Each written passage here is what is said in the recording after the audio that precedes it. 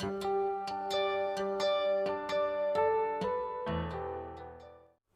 Everyone, आज की इस क्लास में आप सभी का स्वागत है। और आज हम पढ़ेंगे मध्य प्रदेश के पुनर्गठन के बारे में, और उसका यह पहला पार्ट है।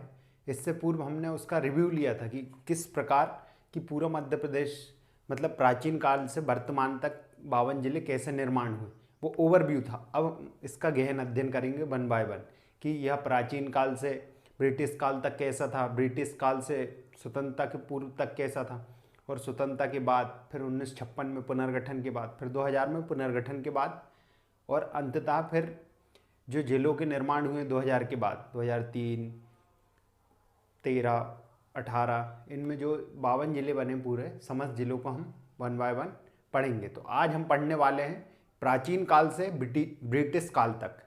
देखते हैं क्या होता। अब देखिए, तो सर्वप्रथम हम जान लेते हैं कि जब ये हमारा वर्तमान मध्य प्रदेश है, जब प्राचीन काल में कोई मध्य प्रदेश का अस्तित्व नहीं था। तो अब देखिए, पहले हम देखते हैं ब्रह्मांड का निर्माण कैसे हुआ, उसके बाद हम मध्य प्रदेश तक आएंगे। तो देखिए, आपने एक थ्योरी पढ़ी होगी, बिग बैंग थ्योरी। ज्योग्राफी में पढ़ते हैं हम क्या, बिग बैंग थ्योरी। उसके अनुसार क्या होता है कि ब्रह्मांड का समस्त पदार्थ और ऊर्जा एक पॉइंट पर केंद्रित होती है, और उसमें क्या होता है, एक महाविस्फोट होता है। तो इसे बिग बैंग थ्योरी कहा गया, या महाविस्फोट का सिद्धांत। उसके माध्यम से क्या होता है, ब्रह्मांड का निर्माण हुआ।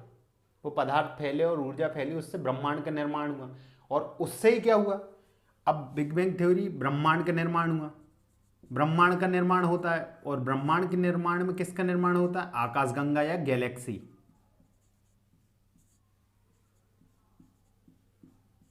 कई संख्या में आकाशगंगाओं का निर्माण हुआ।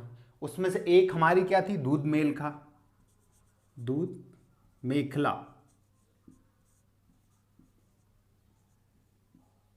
यह हमारी गैलेक्सी है, जिसके अंतर्गत हमारा सूर्य, हमारे पूरे ग्रह आते हैं और सूर्य आता है। तो इसमें सूर्य आता, हमारा सौरमंडल आता है इसके अंतर्गत। दूध मेलका आकाशगंगा के अंतर्गत हमारा सौरमंडल आता है। अब सौरमंडल में क्या आता है, हमारा सूर्य और हमारी पृथ्वी पे आ गए हम। अब पृथ्वी आ गई, पृथ्वी में क्या आता है, पृथ्वी है हमारी।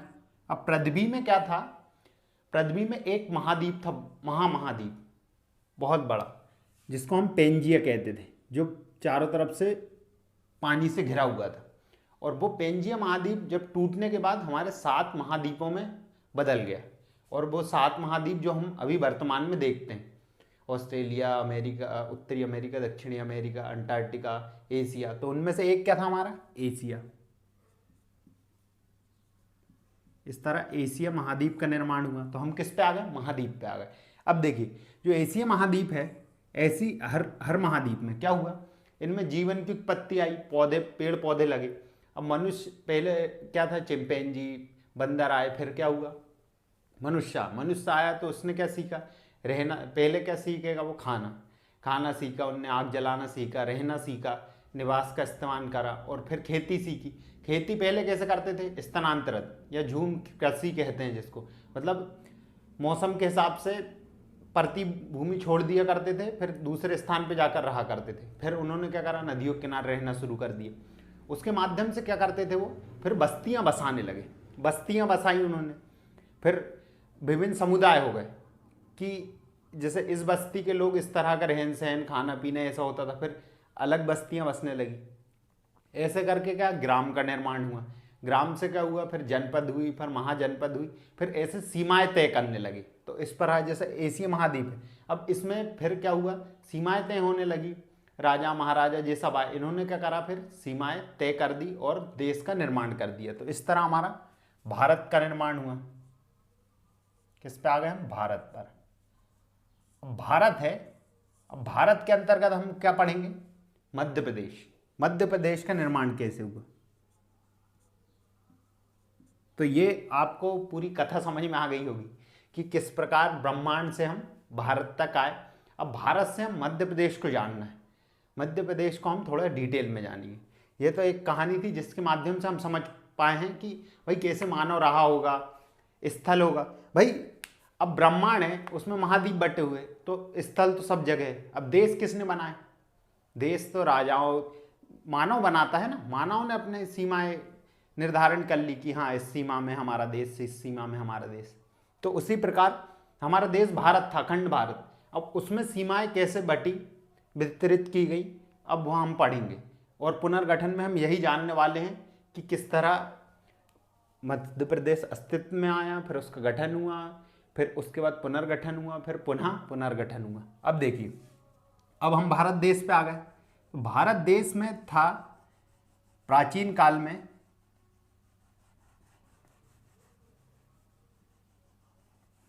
अगर हम प्राचीन काल की बात करते हैं, ये वर्तमान मध्य प्रदेश है जो मैंने बनाया हूँ, ये वर्तमान मध्य प्रदेश। प्राचीन काल में मध्य प्रदेश का कोई अस्तित्व नहीं था। अब देखिए क्या होता है प्राचीन काल में। अब हम सबसे पहले, जैसे हमने क्या बोला, मानव आता है। अब जैसे भारत है, भारत में मध्य प्रदेश था, उसमें मानव के साक्ष्य मिलते हैं कि भाई मतलब मध्य प्रदेश भी होगा। यह प्रमाण देता है कि यहाँ कुछ ना कुछ स्थान है। तो हमारे मध्य प्रदेश में कहाँ से, तो यही प्रमाणों के माध्यम से हम जानेंगे कि मध्य प्रदेश की एक स्थिति थी या कोई स्थान था। अभी लेकिन मध्य प्रदेश का अस्तित्व नहीं आया है। ये वर्तमान में इसलिए बता दिया हूँ कि आपको लोकेशन पता लग जाए कि कहाँ से प्राप्त हुआ। अब देखिए सर्वप्रथम क्या होता है, ये हमारा ये दिख रहा होगा आपको सीहोर जिला। ये मैंने रेड कलर के बिंदु बनाया, ये नंबर 1 लिख देता हूँ इस पर। ये क्या है? सीहोर। सीहोर जो हमारी क्या बोलते जिला है, उसकी एक तहसील है बुधनी। बुधनी के अंतर्गत एक स्थान है हथनौरा, जहाँ से क्या हुआ, एक मानव का स्कल या कपाल, जो सर की हड्डी होती है, वो प्राप्त हुई। उसे नर्मदा मानव भी कहा जाता है। इसकी खोज किसने करी? अरुण सोनकिया ने। कब करी? ये 1982 में की थी, 5 दिसंबर को। तो यह किसका साक्ष्य है? मानव के होने का। अब मानव को होने का साक्ष्य है, मतलब स्थान का भी साक्ष्य होगा। तो यह मध्य प्रदेश से प्राप्त हुआ। एक यह साक्ष्य हो गया। अब पहले मानव आता है, मानव के बाद मानव आता है, पहले वो झूम खेती करता था, एक स्थान दूसरे स्थान, लेकिन फिर उन्होंने क्या करा, पहाड़ों में गुफाएं बनाकर रहने लगा। तो दूसरा साक्ष्य क्या प्राप्त होता हमको? निवास का। और वो क्या है? शैलाश्रय। शैलाश्रय मतलब गुफाएं, शैल का आश्रय मतलब पत्थरों से बना घर। तो शैलाश्रय, चित्रकला भी वहाँ पर, रंगीन चित्रकला भी प्राप्त हुई। भीमबेटिका, जो कि कहाँ है? देखिए ये सीहोर में है, सीहोर बुधनी के हथनौरा। अब यह रायसेन में है, और इस स्थान का नाम क्या है? भीमबेटिका। रायसेन भीमबेटिका। अब भीमबेटिका में क्या है, हमें चित्र मिले हुए हैं और शैलाश्रय मिले हैं। सबसे ज़्यादा शैलाश्रय पाए गए हैं। इसको विश्व धरोहर की सूची में मिला गया 2003 में। और विष्णु श्रीधर माकड़कर, जिन्होंने इसकी खोज करी थी कब? 1997 में। ये बहुत महत्वपूर्ण तथ्य है, इसलिए मैं आपको लिखा दे रहा हूँ। ये हम इतिहास में इसकी गहन चर्चा करेंगे, लेकिन अभी से आप एक और बार पढ़ेंगे तो आपको क्या होगा, अच्छे से याद हो जाएगा। अब देखिए पहले मानव के साक्ष्य मिल गए, फिर उनके निवास के मिल गए। अब मानव निवास करेगा, पहले झूम खेती करता था, मानव निवास करेगा तो वो क्या सीखेगा? खेती, कृषि सीखता, और कृषि सीखेगा तो पशुपालन भी करेगा, दूध के लिए और अपने कृषि में उपयोग के लिए क्या करेगा? पशुपालन। तो तीसरे साक्ष्य क्या मिलते हैं हमको? पशुपालन के। और कहाँ से मिले हैं ये? आदमगढ़। ये कहाँ है? होशंगाबाद जिले में।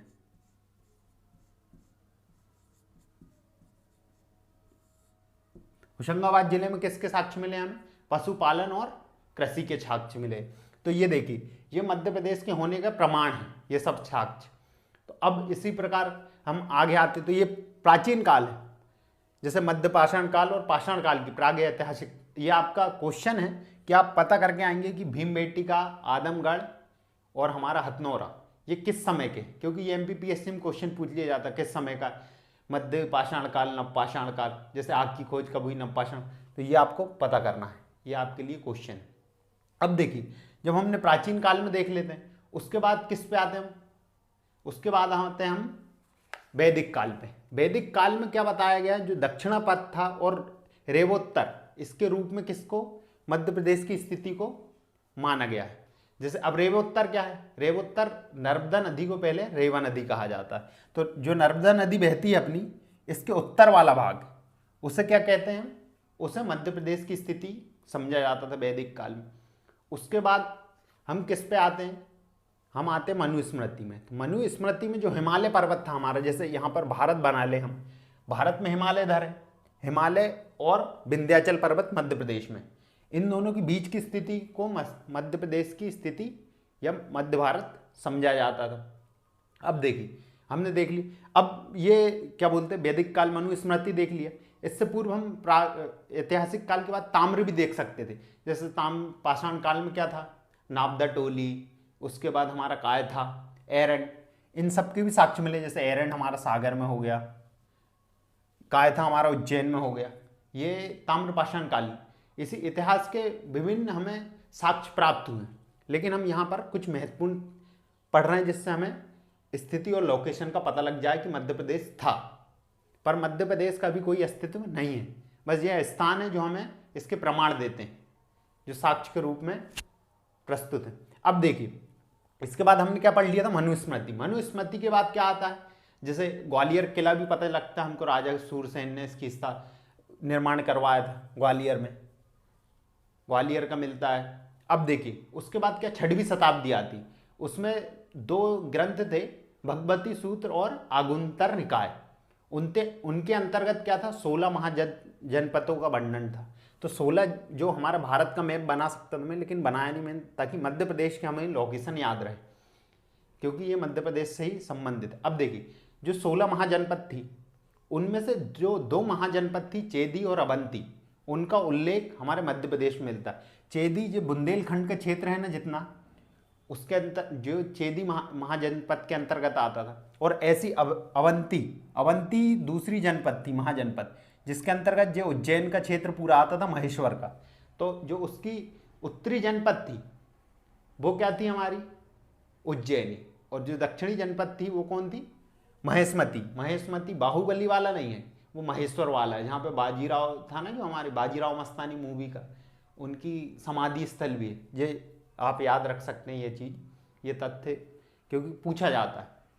अब देखिए इस तरह क्या देख लिया हमने कि महाजनपद काल में यह स्थिति थी। उसके बाद क्या हुआ, अब कौन सा उसके अंतर्गत, अब जैसे महाजनपद काल थे, उसमें मगध साम्राज्य था सबसे विशाल। अब उसमें मगध साम्राज्य में पहले कौन सा वंश आया, शिशुनाग वंश, नंद वंश, इनके अंतर्गत भी मध्य प्रदेश रहा। फिर आया मौर्य वंश, चंद्रगुप्त मौर्य, मौर्य वंश आया। मौर्य में हम क्या पढ़ते हैं, अब मौर्य में देखिए जो बिंदुसार थे, बिंदुसार के शासन काल में हमारे अशोक थे, जो अशोक अवंती के प्रांतपाल या राज्यपाल बनाए गए थे, अवंती या उज्जैन के। तो यह भी स्थिति को दर्शाता है। अब जैसे मौर्य काल हो गए, ये प्राचीन काल हो गए। अब मध्यकाल की बात कर लें तो हम चंदेलो जैसे छतरपुर, खजुराहो में, छतरपुर में चंदेलों का शासन था। अभी भी हमें खजुराहो के जो स्मारक मंदिर मिलते हैं, कंदरिया महादेव जैसे, यह भी साक्ष्य के रूप में आते हैं। अशोक विदिशा में, हमारा रायसेन में, विदिशा की बाउंड्री पर रायसेन में हमें क्या मिलता है, सांची का स्तूप मिलता है, यह भी एक तरह से। और इसी तरह शेरशाह सूरी, अकबर, इन सब ने शासन किए। फिर हम किस पर आ जाते हैं, जैसे राजा भोज, हमारे राजा भोज ने भी शासन किया। यह सब प्रमाण किसके, मध्य प्रदेश इनके अधीन था, राजाओं के अधीन था। देखो पहले मानव आया, उनने क्या करा, खाना सीखा, निवास स्थल सीखा, फिर वो अपना एरिया बढ़ाते गया, हम अपने क्षेत्रफल बढ़ाते गए, सीमाएं बढ़ाते गए। फिर राजा ग्राम आए, जनपद आई, फिर महाजनपद आई, फिर महाजनपद में राजा होने लगे, और राजाओं ने अपना क्षेत्र बढ़ाना प्रारंभ किया और अपनी सीमाएं बढ़ाना। तो किसी न किसी के मध्य प्रदेश अधीन था। अब ये मध्यकाल की बात हो गई। अब जैसे जहांगीर के काल में क्या हुआ, फिर अंग्रेजों का आगमन हुआ, अंग्रेज आए। अब देखो पहले से क्या था, हमारा मध्य प्रदेश किसी न किसी राजा के अधीन था,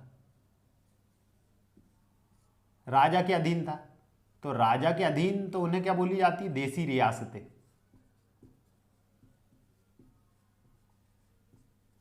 जो क्षेत्र थे राजा के अधीन, उन्हें देसी रियासतें। फिर अंग्रेज भी आ गए, अंग्रेजों ने धीरे धीरे अपना अधिकार प्रारंभ कर दिया। तो देखो अब अंग्रेज आए, जो ब्रिटिश आए, तो वो जिस क्षेत्र पर कब्जा करते थे उसको क्या बोलते थे हम, ब्रिटिश प्रांत। उसे क्या कहा जाता था, ब्रिटिश प्रांत। तो अब मध्य प्रदेश किसके अधीन हो गया, पहले देसी रियासतों मतलब राजाओं के ही अधीन था, अब मध्यकाल में भी प्राचीन काल में भी, और उससे पूर्व तो सिर्फ मानव रहा करते थे, तो किसी के अधीन नहीं था, वो तो जहाँ भी जा सकते थे, कहीं भी घूमो, उनका ही क्षेत्र है। अब राजा आए तो राजाओं की रियासतें बढ़ गई, और ब्रिटिश आए तो उनकी रियासतें बढ़ गई। अब देखिए अब क्या होता है, जैसे कि अब हमने मध्यकाल की बात कर ली, अब जो 16वीं शताब्दी में क्या हुआ, 1600 में हमारे टॉमस रो आए थे जहांगीर के शासनकाल में। अब देखिए वो आ गए, उनने परमिशन ले ली, इनसे परमिट ले ली, फिर धीरे धीरे अंग्रेजों का शासन बढ़ गया। अब देखिए 17वीं 18वीं शताब्दी मध्य प्रदेश में किसका शासन था, जैसे ग्वालियर में सिंधिया, इंदौर में होलकर, ऐसे देसी रियासतें थी। इधर पे विंध्य प्रदेश की रियासतें थी, इधर बघेलखंड की थी, इधर छत्तीसगढ़ की थी, इस तरह रियासतों में बटा हुआ था।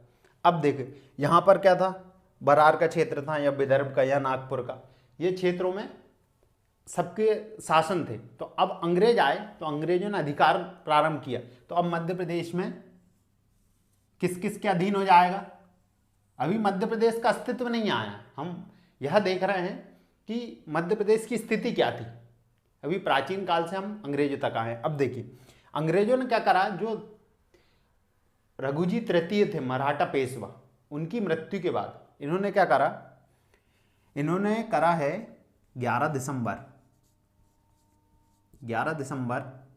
1853 में क्या करा, नागपुर पर अधिकार कर लिया,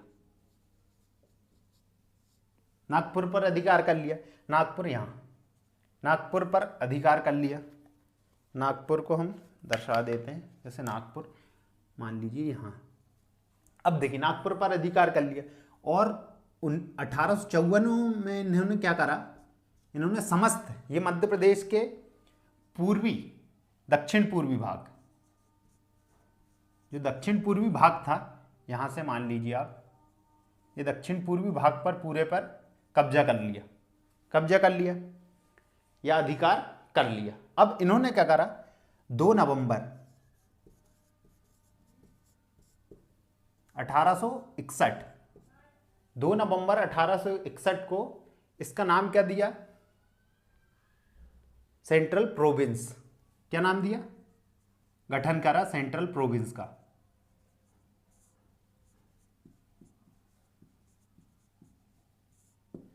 तो यह क्वेश्चन भी आता है, अंग्रेजों ने नागपुर पर कब कर लिया, 11 दिसंबर 1853। उसके बाद पूरे दक्षिण पूर्वी भाग पर कब अपना अधिकार कर लिया। उसके बाद इन्होंने क्या करा, 2 नवंबर को central province only, central province 2 नवंबर 1861 को इसका गठन किया। अब देखिए इसके बाद क्या करते हैं, इसके बाद इन्होंने क्या करा, 24 अक्टूबर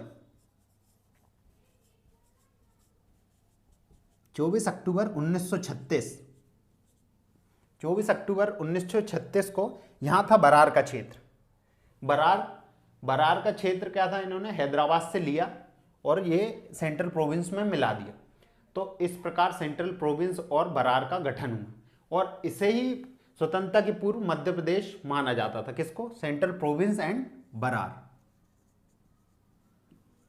और इनका केंद्र क्या था, नागपुर। इसलिए स्वतंत्रता के पूर्व मध्य प्रदेश की राजधानी किसे माना जाता है, नागपुर को माना जाता है। तो इस तरह हमने देखा कि प्राचीन काल से अंग्रेजों के आने तक किस तरह मध्य प्रदेश किन किन क्या क्या साक्ष्य मिले हमें और किस किस के अधीन रहा। अब देखेंगे हम, अभी ये वर्तमान का मध्य प्रदेश की कोई स्थिति नहीं है। यहाँ पर क्या है, यहाँ पर हमारे सिंधिया का शासन, यहाँ पर होलकर की रियासतें, यहाँ पर विंध्य प्रदेश की रियासतें, यहाँ पर छत्तीसगढ़ की, यहाँ बघेलखंड की, यहाँ पर सेंट्रल प्रोविंस और बरार, ये अंग्रेजों का प्रांत है। तो राजा की देसी रियासतें और ब्रिटिश प्रांत के अधीन था हमारा मध्य प्रदेश ब्रिटिश काल तक। अब ब्रिटिश काल से हम स्वतंत्रता तक देखेंगे कि क्या स्थिति थी, कैसा था मध्य प्रदेश, कैसा दिखता था। हम पूरी रियासतों को बनाकर देखेंगे कि मध्य प्रदेश किस प्रकार दिखता था। यह वर्तमान मैप है, यह पूरा अलग था। इस प्रकार हमारा मध्य प्रदेश नहीं था। इससे छत्तीसगढ़ की रियासतें जुड़ी थी, इधर हैदराबाद के बरार जुड़ा हुआ था, इधर महाराष्ट्र का विदर्भ और नागपुर जुड़े हुए थे। तो यह हम अगले लेक्चर में देखेंगे। और इस लेक्चर को ज़्यादा से ज़्यादा शेयर करें, जिससे ज़्यादा ज़रूरतमंद लोगों तक यह पहुँचे। हमारी मेहनत और आपका परिश्रम ही हमें सफल बना सकता है। इसलिए ज़्यादा से ज़्यादा शेयर करें और ज़्यादा से ज़्यादा लोगों को बताएं, जिससे वो आसानी से उन्हें मध्य प्रदेश समझने में कोई भी कठिनाई ना हो। धन्यवाद, मिलते हैं अगले लेक्चर में।